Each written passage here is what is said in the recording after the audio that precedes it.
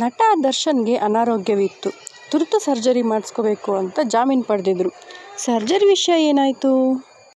ವೈದ್ಯಕೀಯ ಪ್ರಮಾಣ ಪತ್ರದಲ್ಲಿ ಶಸ್ತ್ರಚಿಕಿತ್ಸೆಗೆ ಅಡ್ಡಿಯಾಗುವಂಥ ಯಾವುದೇ ಅನಾರೋಗ್ಯ ಸಮಸ್ಯೆ ಉಲ್ಲೇಖವಾಗಿಲ್ಲ ಎಂದು ಹೈಕೋರ್ಟ್ ಪ್ರಶ್ನಿಸಿದೆ. ದರ್ಶನ್ ಮತ್ತಿತರರ ಜಾಮೀನು ಅರ್ಜಿ ಆಲಿಸುತ್ತಿರುವ ನ್ಯಾಯಾಧೀಶ ಎಸ್. ವಿಶ್ವಜಿತ್ ಶೆಟ್ಟಿ ಅವರಿದ್ದ ಏಕಸದಸ್ಯ ಪೀಠ ಗುರುವಾರ ಕೆಲ ಕಾಲ ವಿಚಾರಣೆ ನಡೆಸಿ ವಿಚಾರಣೆಯನ್ನು ಶುಕ್ರವಾರಕ್ಕೆ ಮುಂದೂಡಿತು.